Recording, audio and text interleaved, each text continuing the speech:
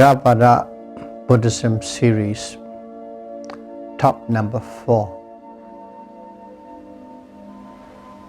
Vegetarianism and Theravada Buddhism.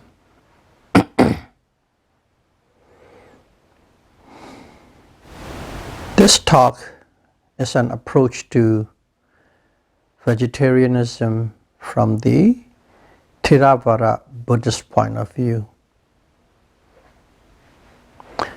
I fully understand that many people have different point of view on it.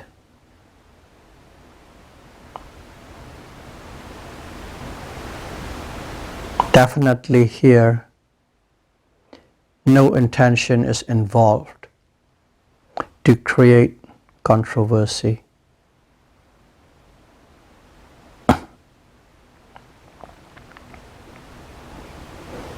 During 45 years of Buddha's ministry, he set out disciplines and rules for the monks and nuns who follow him when specific occasion calls for it.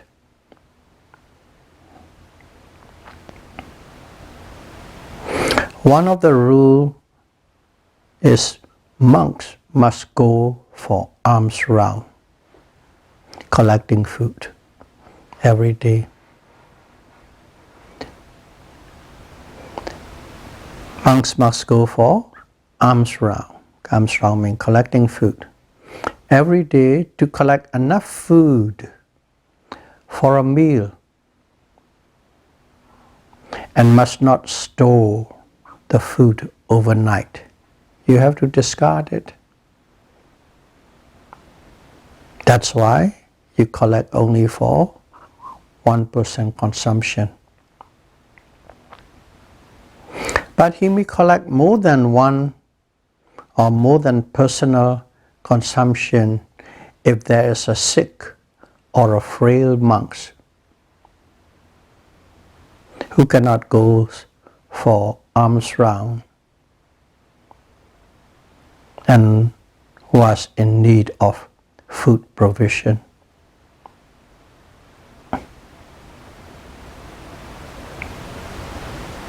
And also the monks must accept any kind of food the people donated without any discrimination.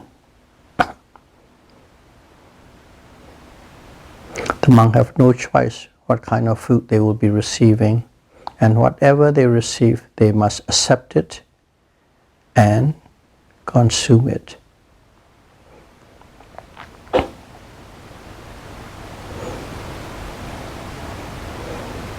Monks are not supposed to put any burden on the people for their personal interest or for personal needs, including food preferences.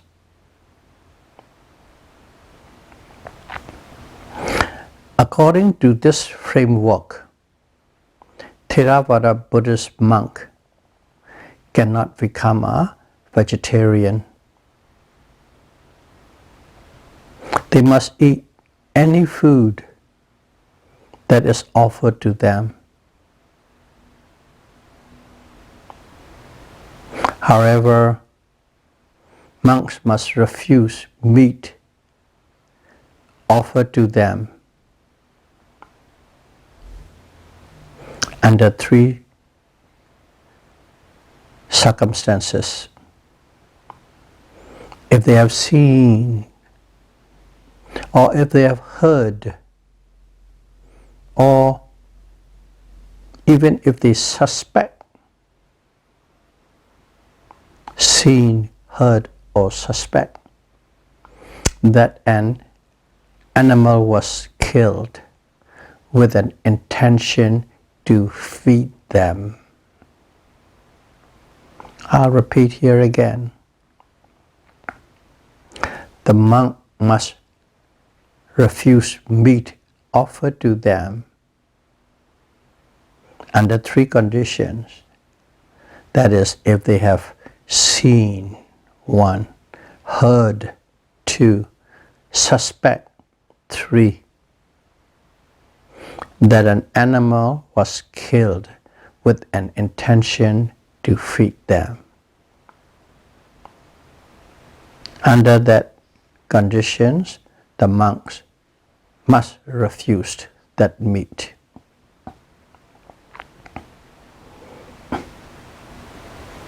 So these are the rules, the setting, how a Theravada monks can be or cannot be a vegetarian.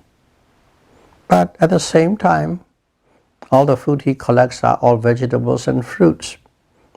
That day he is a vegetarian.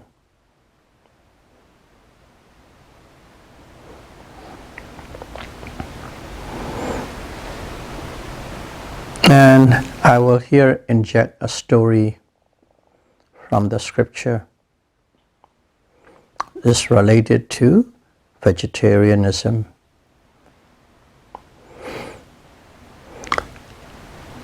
The Buddha has many followers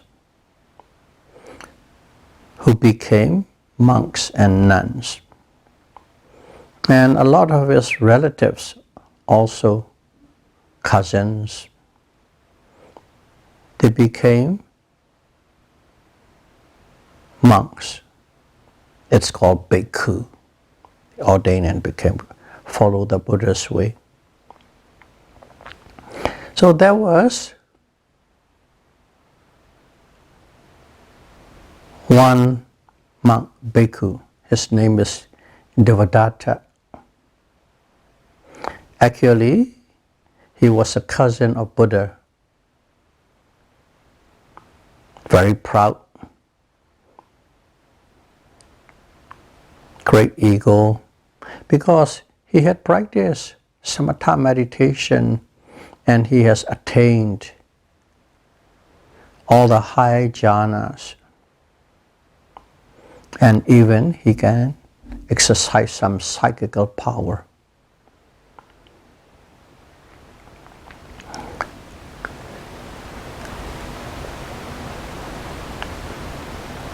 And there was a son of a king in the kingdom. When that son saw that Devadatta showing this psychical power, he was really impressed. And he visited him every day with all the foods and flowers and whatever the monk needs. So he has plenty of food. So his followers grow. And it was said that that prince will bring enough food for about 500 monks every day. He was a very popular monk now.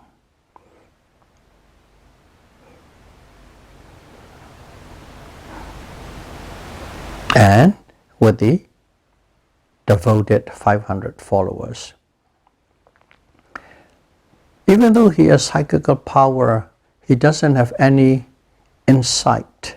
He doesn't have any wisdom. Okay? Insight, wisdom comes from Vipassana. He hasn't reached that level yet. So he was thinking just like any one of us. And think in this setting, when a king passed away, the prince become the next king. Or he has the highest, greatest power next to the king. So the way he was thinking is Buddha is the leader among these Sangha, bhikkhu. And he wants to take Buddha's place. He wants to manage the system. So he was always thinking and scheming. To do that, he has to popularize himself. So one day he was thinking about that, because it's a situation where some of the people in the kingdom called the Buddhist monk meat eater, like as a disgrace, putting down meat eating monks, meat eating Buddhist monks. That was going around because at that time there are many other religions flourishing in India. Two famous ones are Jainism and Hinduism. And in those systems, the holy person, the wise of those religions, they are vegetarian. It is a necessary, for their growth and progress on their own path towards God. So, from the ordinary people point of view, it is very impressive. Ordinary people eat meat and these, so it must be very holy. Buddhist monks are not holy that much because they eat meat. So that's a story going around in the circuit of the people. So he used that opportunity, and he knows that Buddha wouldn't approve it, or at least he guessed. He went to the Buddha with all his followers and demanded the Buddha to set out a rule. Please set out a rule or a discipline for all monks must be a vegetarian. And the Buddhas look at the whole situation, and he didn't set the vegetarianism rule because the system, Buddhist system is different. The monks must go arms round every day, cannot keep any food, store food overnight, and must eat whatever it is given.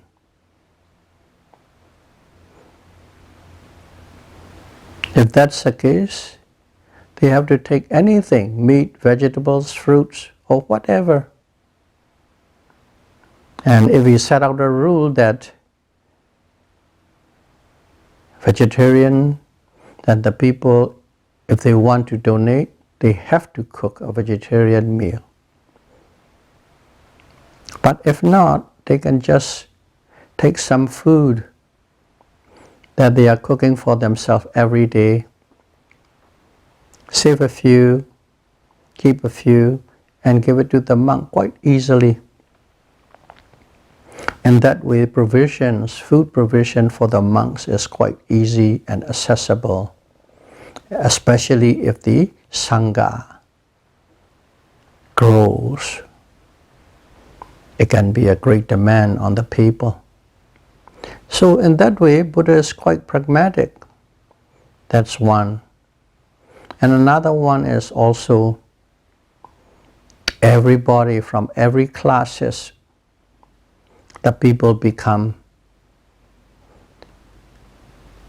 Buddha's follower, bhikkhu. Some are meat eaters, some are vegetarian, and so on, based on personal choices. If we set out a rule that some may not be able to follow or don't want to follow, that's not a good thing. Set a rule that can be followed. In that way, Buddha is quite pragmatic.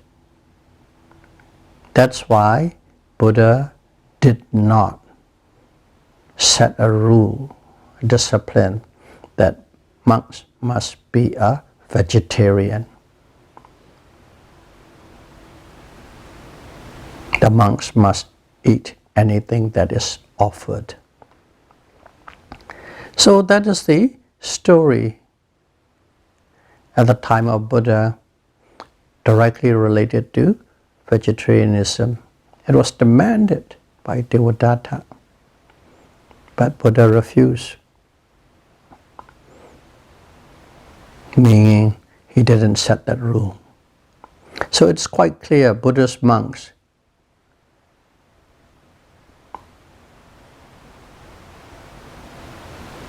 can eat anything that is offered, meaning they cannot be the pure vegetarianism. But Buddha is skillful in many ways. One interesting and thoughtful idea the Buddha did was teaching the monks how to mindfully eat their food, their meals. You simply just don't eat, you must eat mindfully. That's a part of the program, a part of the teaching, a part of the discipline, that how the monks must eat mindfully.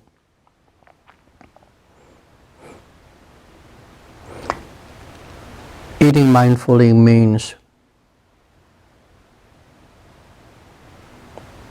the person must be focusing on the process of eating, on the process of eating, such as collecting food, lifting the food, putting the food in the mouth, chewing,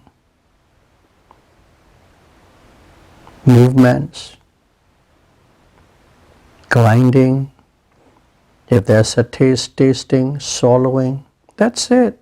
Every spoonful or every handful or every mouthful must be eating in such a fashion. You focus on the process. You don't focus on what a great dish I have, or what a great meat I have, or what are my favorite curry dishes coming. They are all out of the window.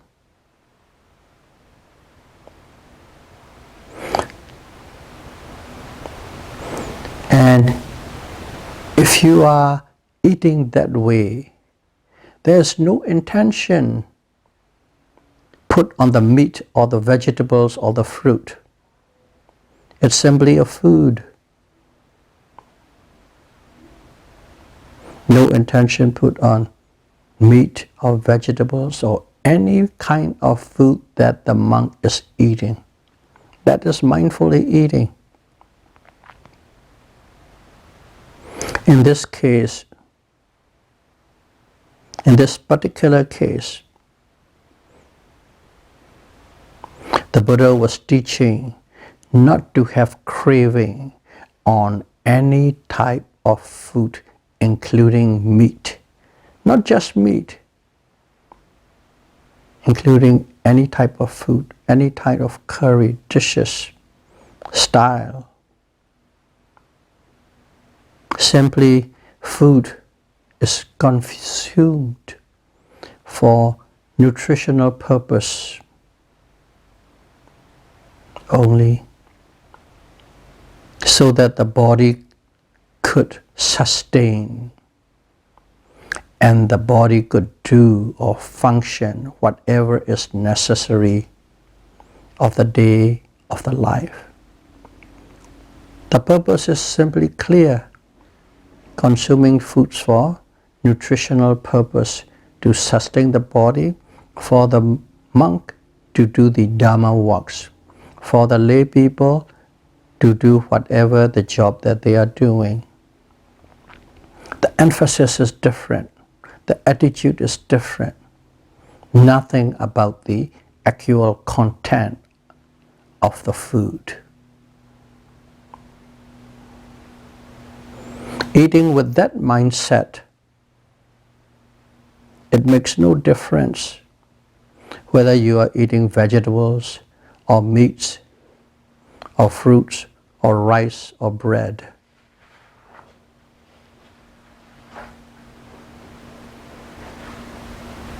That's what Buddha taught us, especially the monks, and even us, the yogis, the practitioners. We are supposed to eat mindfully. The best that we can, of course, because you are a householder.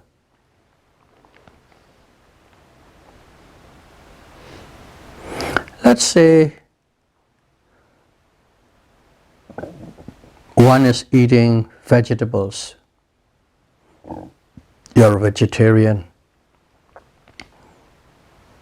You're eating vegetables for your meal. But you are not a vegetarian from the beginning. When you're young, you eat whatever your parents feed, so you have some taste for the meat. But now you are a vegetarian, or let's call it a transitional state. You're eating vegetables and suddenly you have a yearning for meat. Oh, that beef, that chicken, that pork my mom made. A little thought flashed up. That means yearning for meat while you're eating your meal. And that is craving,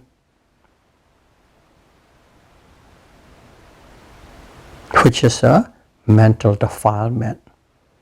That little thought is a craving. It creates mental defilement in oneself. That's a craving. Or you just become dissatisfied. Oh, my meal, there's no meat, all vegetables and rice. Dissatisfied because there's no meat. That means at that moment that person is developing anger. Another mental defilement, kilesa. Whether it's lobha or dosa, greed or anger, is arising purely on a thought level based on the condition of not having meat. If that thought arises, of course. So what kind of mental state one is developing while eating? Whatever you are eating is the important point, is the vital point, is the critical point. Your mindset, your mental state while you are eating is making you kusala or akusala, wholesome karma or unwholesome karma. That is critical.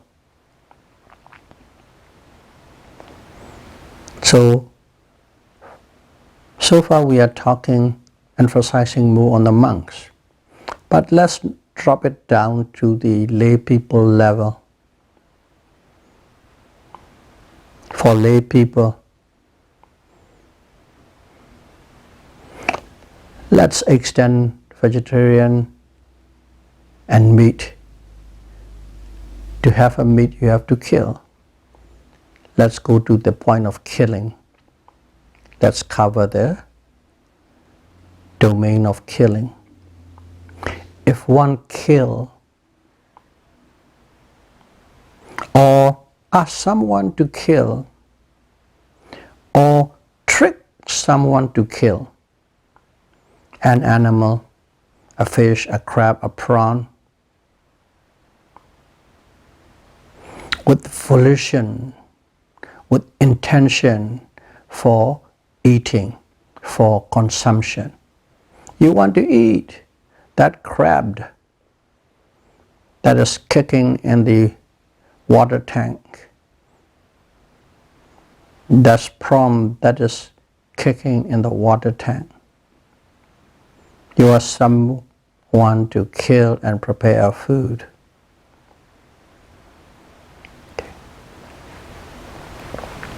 And at that moment, that person is developing greed and anger. Of course, we don't know, we are not mindful because we are in a state of grasping. At that moment, there's a mental state of greed and anger is developing in that person. Whether he killed himself, or he asked somebody to kill, or he tricked somebody to kill.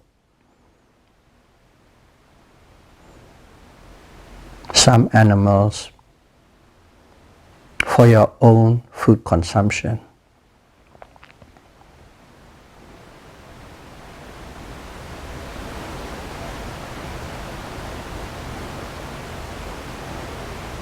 However, if the animal was killed and the meat was available for general consumption, one may eat the meat.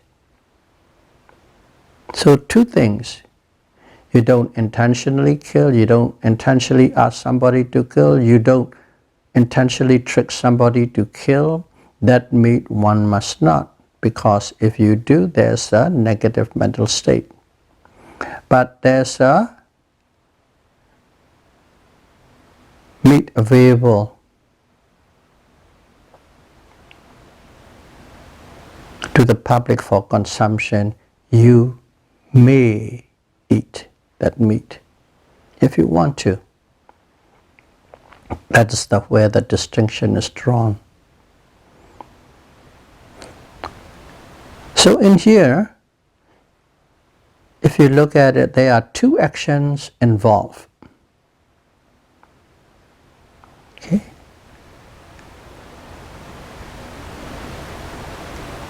Killing and eating. The first scenario. Two actions involved. One is intentionally killing, volitionally killing. There's an intention to kill. And whenever there's a killing intentionally, there's a mental state of anger. Dosa is involved. Killing and dosa, they go hand in hand. Killing always is out of dosa, anger. That's one action, killing. But there's another action. The another action is eating. Okay? Another action is eating. You eat with craving. You eat with greed.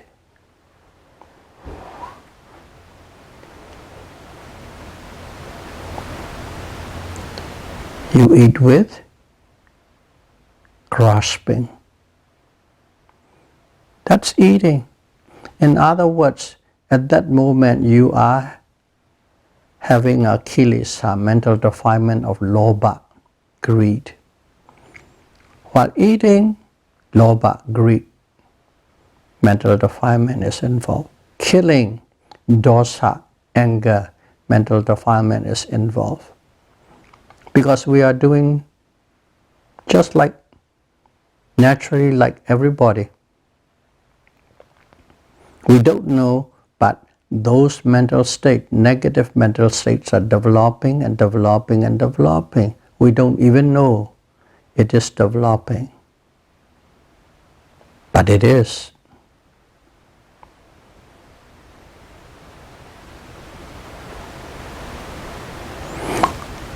However, there's another way of eating.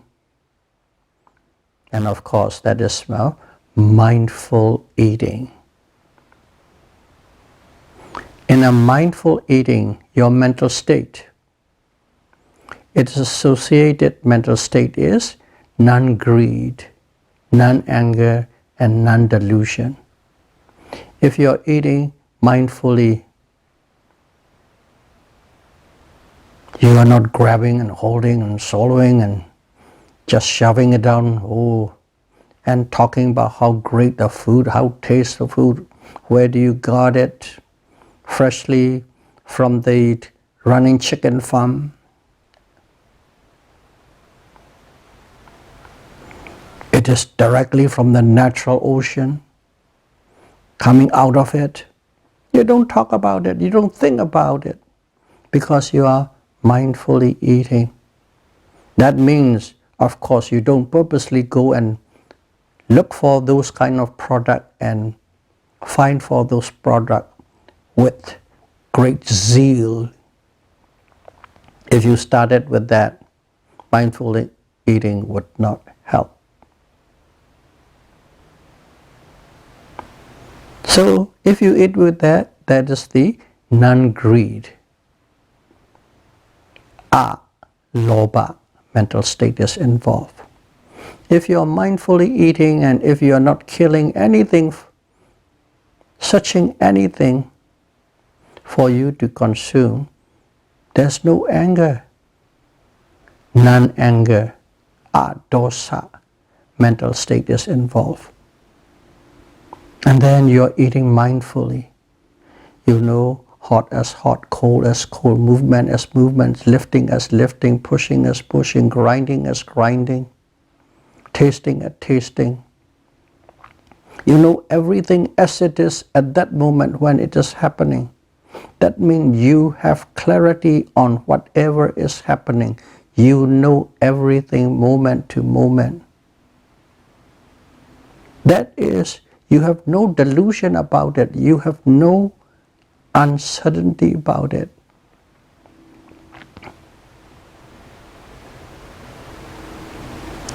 You are delusion free. You are illusion free. You are not ignorant. Moha, non-delusion. So that's a mental state one is developing. You take whatever you can get from public consumption without discriminating and specifying, and then you eat mindfully.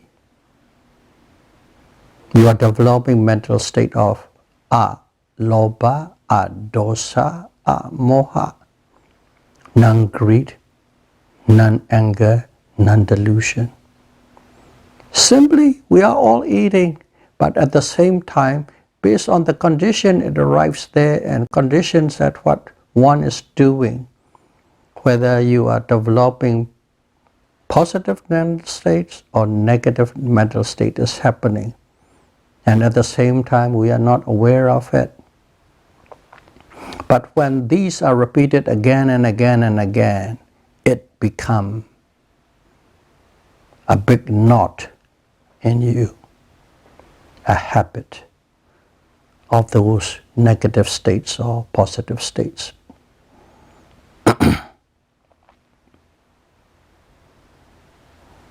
All our actions are revolving around wholesome karma, kusala karma, or unwholesome karma, akusala karma. Whatever actions we do become wholesome karma or unwholesome karma. And let's track back to vegetarianism. One who is a vegetarian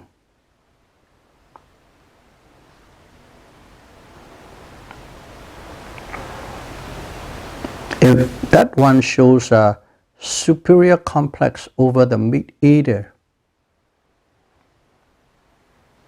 at that moment, that person is developing ego, increasing ego, conceit. That's a mental defilement. Yeah, you're a vegetarian, a good thing to do, but you eat with it, you look down upon people who eat meat. Then you are developing mental defilements called conceit, ego conceit.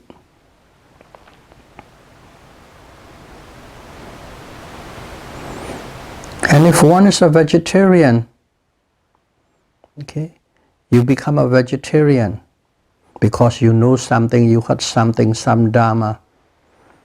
Okay, if you are a vegetarian, you are, I'm going to be a vegetarian to accumulate good karma. because you know about karma. I'm going to be a vegetarian so that I'll have a better existence in next life.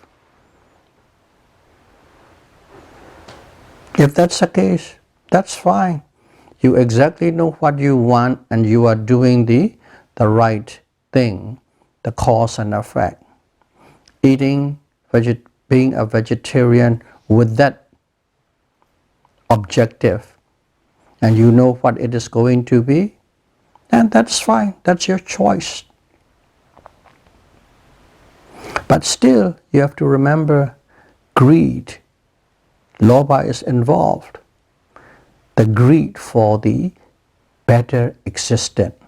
For that reason, you become a vegetarian. The greed for the better existence.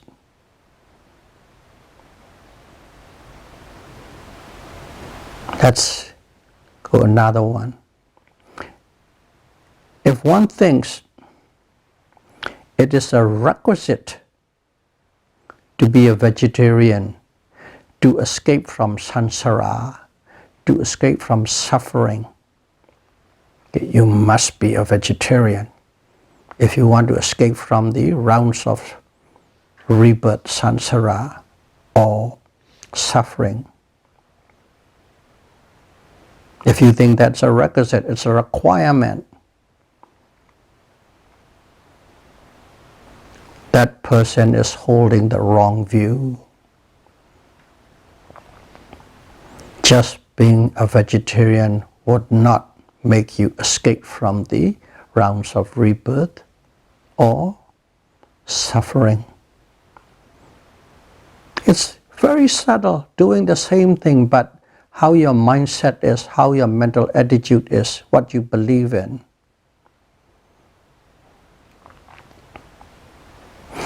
Buddha quite often reminded us that the attachment to strongly held view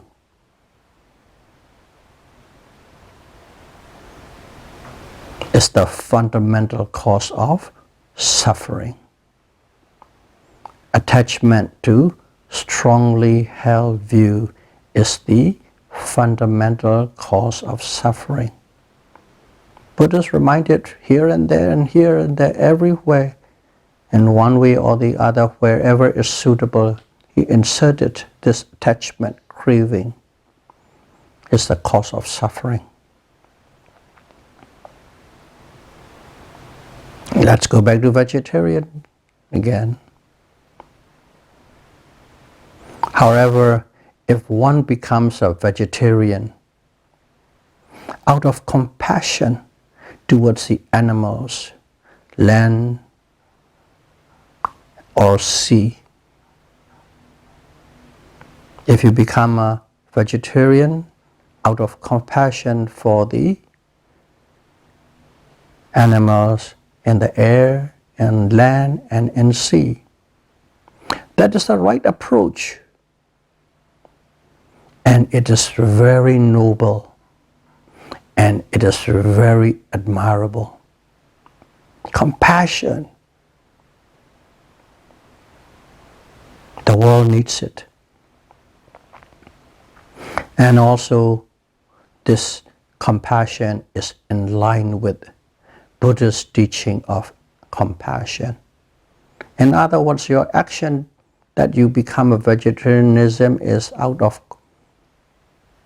kindness to the animals, and it is the compassion. Buddha taught us many times, many ways, how to express compassion towards all beings. So again, your mental attitude, why you are a vegetarian. Kindness, love and compassion towards all these land animals, air animals and sea animal. It's admirable. It's very noble.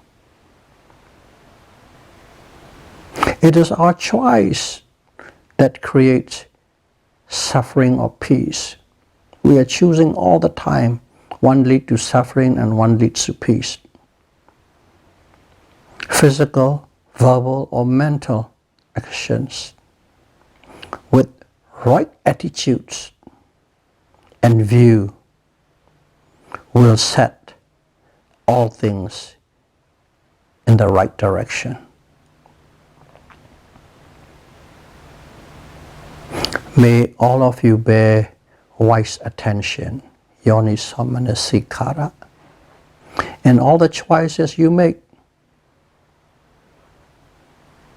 while you are journeying on the path to eliminate all form of suffering. Sadhu, sadhu, sadhu. Thank you very much.